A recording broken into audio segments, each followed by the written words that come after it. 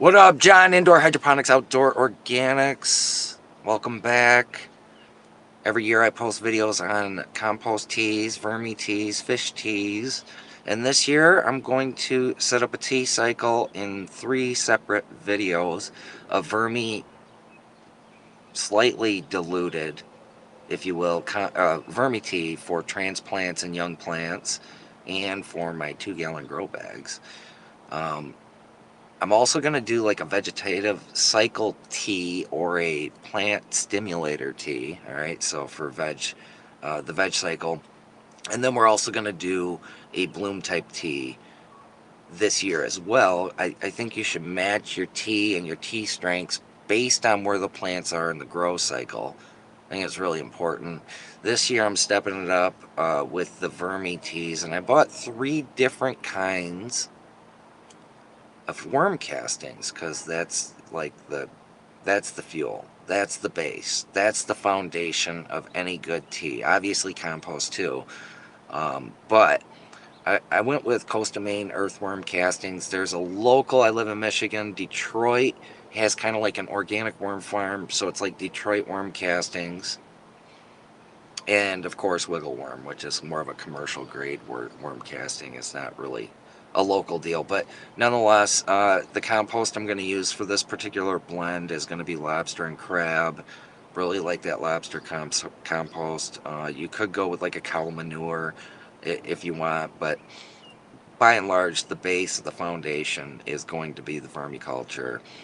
And based on inspection of the worm castings in all 3 bags, I was very impressed. None of it was crumbly or dry or anything like that. It had good moisture content. It all pretty much looked the same, but you know, depending on how they feed these worms, you're going to get different outputs, right? So instead of just putting, hey you, instead of just putting all of your eggs in one basket, it's good to kind of spread that around. Um, the lobster compost as well had really good moisture content in it. So all 4, let's call them active ingredients, really, really good.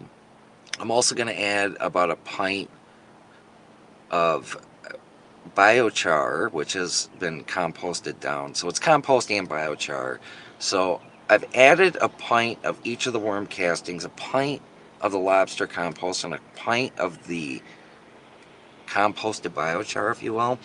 Now we're going to talk about food sources. So I'm going with a few of them, just a half a pint each. Don't have to go crazy over this. Kelp meal is a great food source for your compost tea and microbes.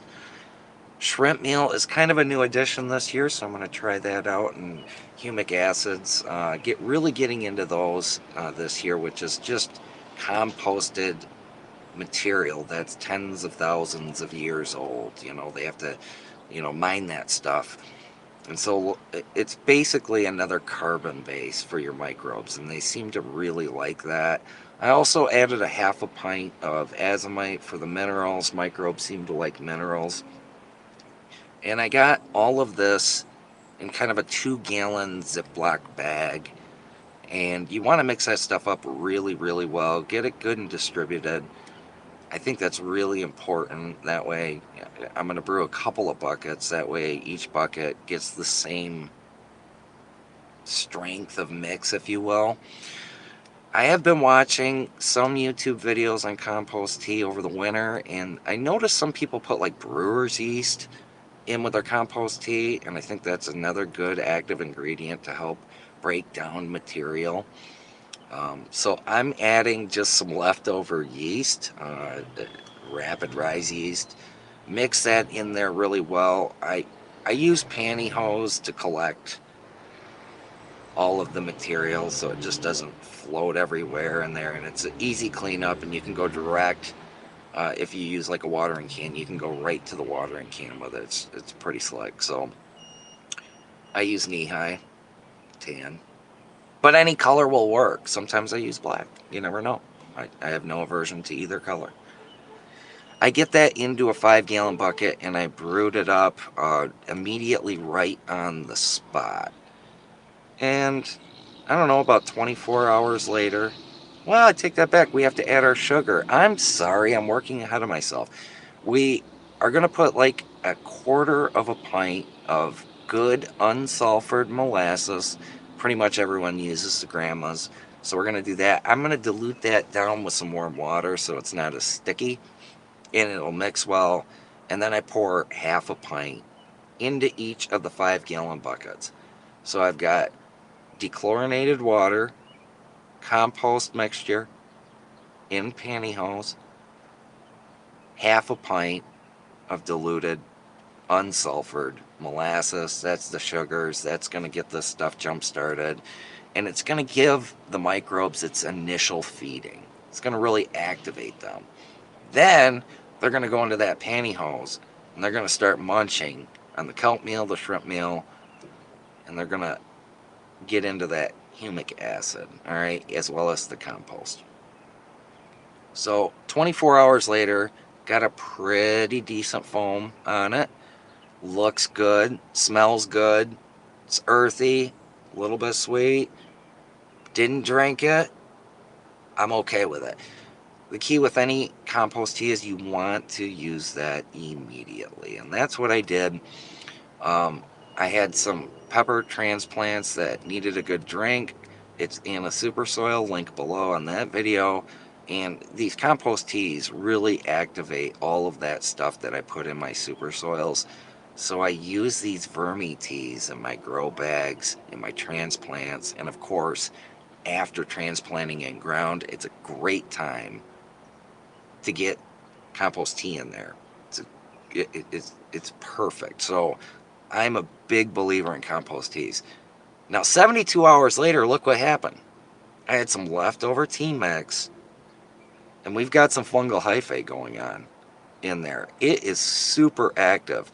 And here's where I stumbled on something by sheer mistake, by having some extra compost tea mix into a bag. And this stuff is so freaking active. I reran the brew, used the same amount of molasses, and look at that. Look at that. That's 1 hour in. Look at that foam coat. And we're going to take this through the progression, and in about hour 12, I pulled the plug on this thing. Giving the compost tea mix a couple of days to activate prior to putting it into the buckets and aerating it makes a world of difference. I've never done that before. I've always used my compost tea mix right away. I've custom mixed it for 10 gallons or 15 gallons or 20 gallons. Look at this. Look how active this stuff is. 12 hours. I pulled the plug on that stuff and I got it direct in ground. I had some pepper transplants that I'd put in ground. This was perfect for that.